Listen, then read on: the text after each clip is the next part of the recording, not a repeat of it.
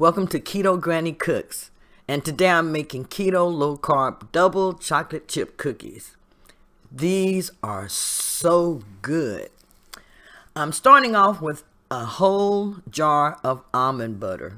I bought this almond butter on a grocery haul some time ago, but I never used almond butter, and so I put it in the cabinet. Now I get a chance to use it. These cookies are flourless.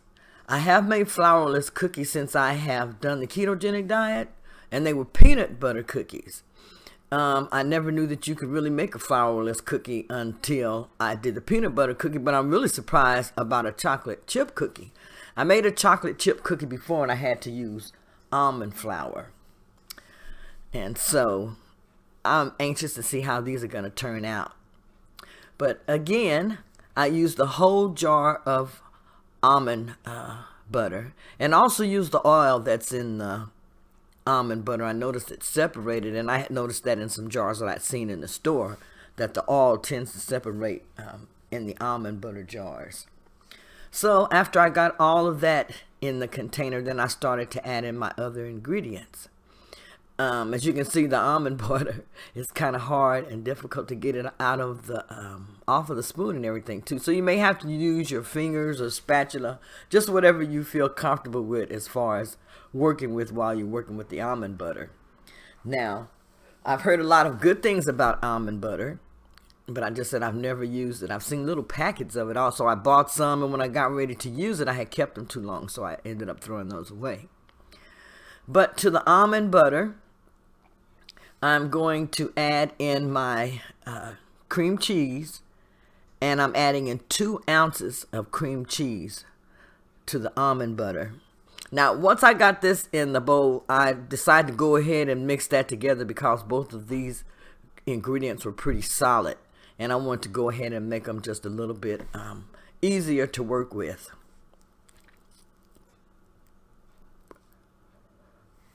So I'm going to go ahead and blend those, and make sure that you blend it really well when you're blending your almond butter and your cream cheese.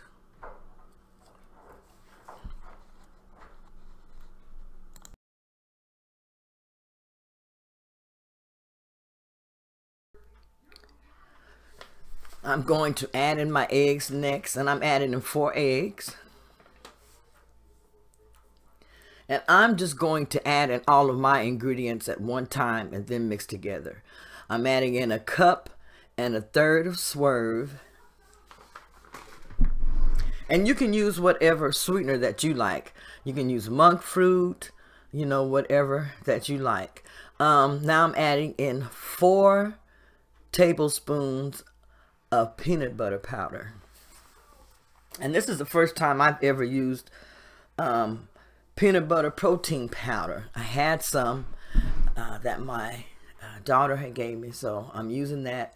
And then I'm adding in 4 tablespoons of cocoa powder.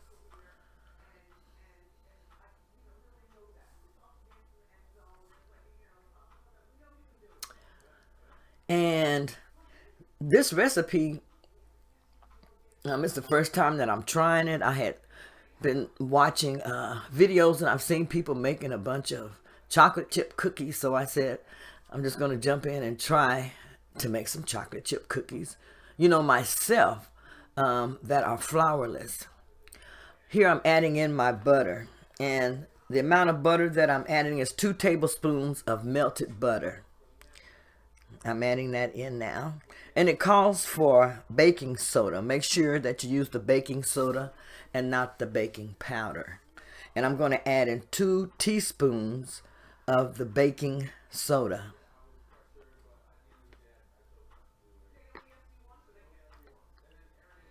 Okay. Then after I add all of that in, I'm going to add in 2 tablespoons of heavy whipping cream.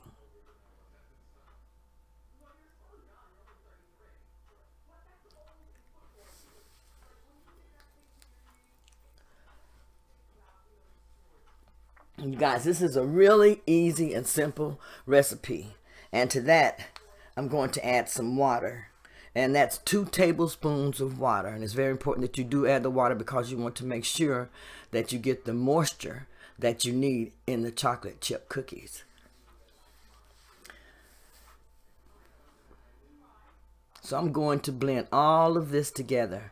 And make sure that you mix it up really, really well and really, really good. You can mix this up however you want. You can add in ingredients and mix, or you can add in all of the ingredients like I did and then just mix it all at once. But do whatever is easiest for you.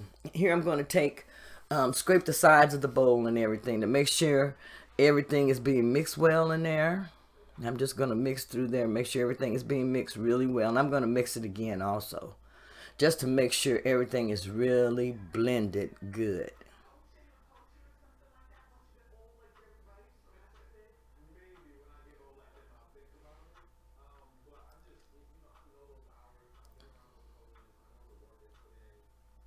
Okay, you can see the batter there. And what I'm getting ready to do, I'm getting ready to add in some Hershey's Sugar Free Chocolate Chips. Now, I couldn't find the lilies today, but I did find these Sugar Free Hershey's. And I use these at times when I want to do something really quick and I don't have the lilies available. But what I also do is I use the Baker's chocolate 100%, and I will melt that in a pan, and I will add a little bit of stevia or whatever sweetener, and I will put that on